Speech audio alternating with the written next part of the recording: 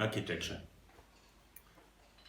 I think architects are the most misunderstood professions, more especially in third world economies.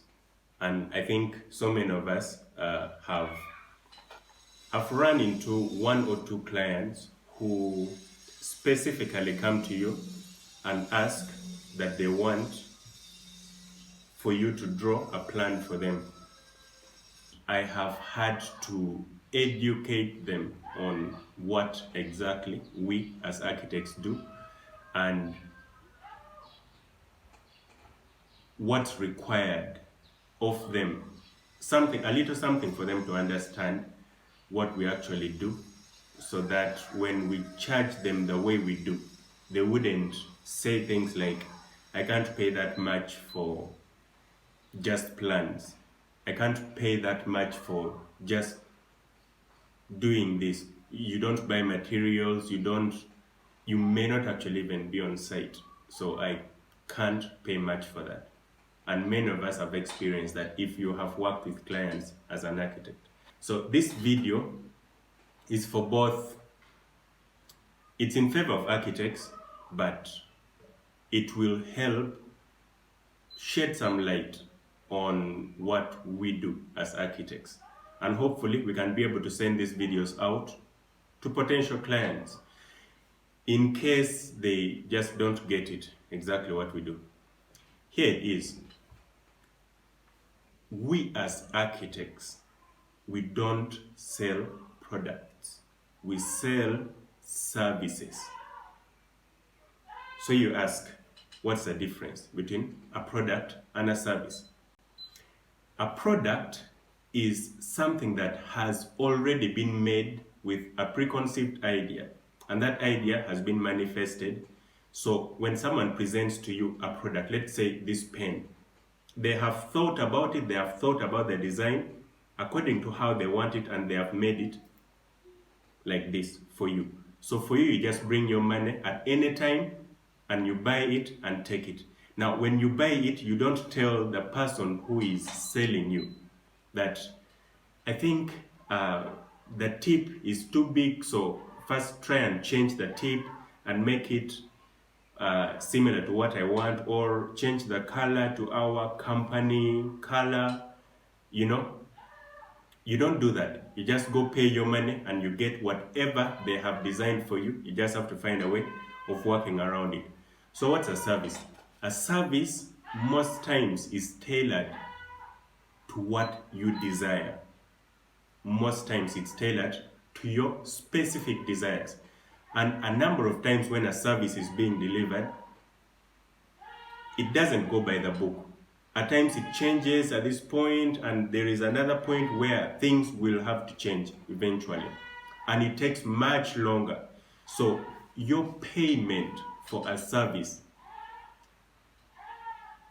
is not basic. It's not put on paper for a service, because things change. Another example I would have to give you is what presidential advisors do. They have specific salaries, right? But their work is never physical. Their work is never physical. They advise, they plan, they look into all the risks that may come in the future, and they plan for that. So what does the architect do? The architect listens to you. The architect understands what you want, and they translate it into a physical form. So the architect designs a space that evokes feelings. This is what it really means. Your sitting room, if an architect designs it, it's not just a box with walls and a ceiling and a floor. There is something that is specific. Perhaps the space is wide enough for what you need it for. Perhaps the ceiling has a particular decoration that you need. Perhaps the floor tiling is made in a different way. So that is what the architect does. It's not drawing plans. but rather designing a space, making a place where you, as the user, feels comfortable using it. Now think about that and a product. A product is already done, it's already worked upon, it's already made. So there is nothing you can change, you just buy it and use it. Whereas a service is the process through which those things are done. Now let's say you negotiate for a service of an architect. And then during the course of the design, you start changing things. You start telling the architect how you need to change this room, how you need to adjust, how you need a particular piece to be added onto your design. It makes things a bit more complicated for the architect. The planning has to change. The level of headache and stress the architect goes through changes as much. So if you ask why the architect charges that much, it's because of all the risks that the architect goes through in order to make you satisfied. And yes, we have worked with a number of users and they always demand more. They always demand more. So this is going to help for a client who considers to engage an architect. It's very important that you understand that architects do not sell products, but services. Architects sell services and not products. A product, you have your money, you give it in, and you take it and you go with it. You don't bargain on how it should look, what color it should look, you just take it, how it's done, and you go with it. But a service takes time and it's tailored to your particular need at that moment. So you can change it the way you want.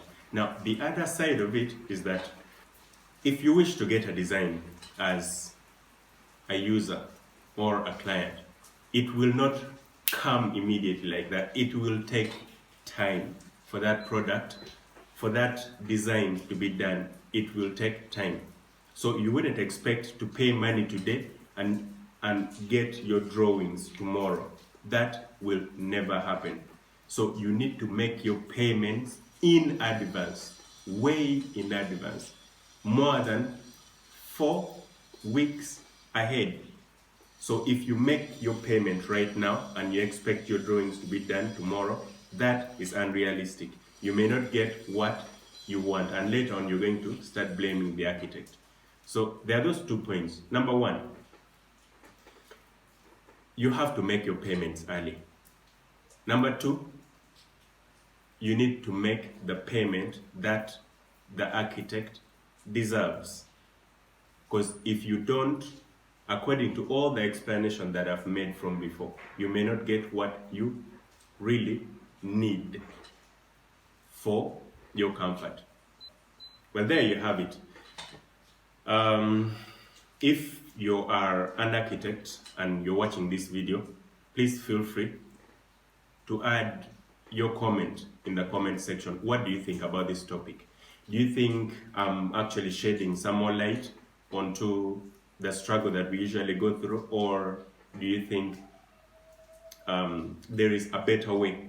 And if there is a better way, just put it down in the comment section below. You can as well make a video explaining how these things should happen.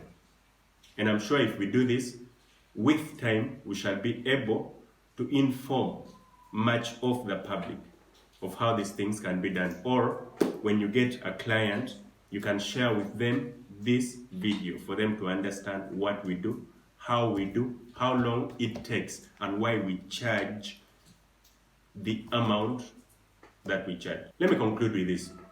Let's say you have a particular problem and you need a lawyer to work with. A lawyer is going to charge you for the time that they spend with you, the pieces of advice that they give you. Now, for us, we will advise you on so many things. You will never pay us for that advice. You will only pay us for what we deliver to you, the blueprints.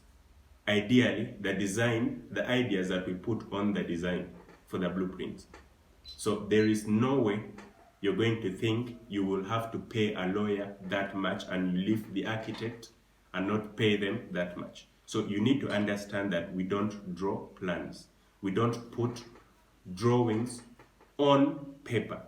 We put ideas, we put thought processes, we put feelings, we put so much in those drawings that you see later on that may actually be translated into a building.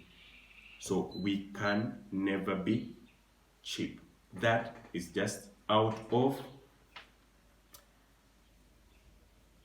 the thought. You can never think that way. If you think that way, it's going to be a problem on both sides. We can do something that's simple, that can work for that amount of money that you give us, but it may not help you in the long run. So invest in it if you want something that's going to be worthwhile.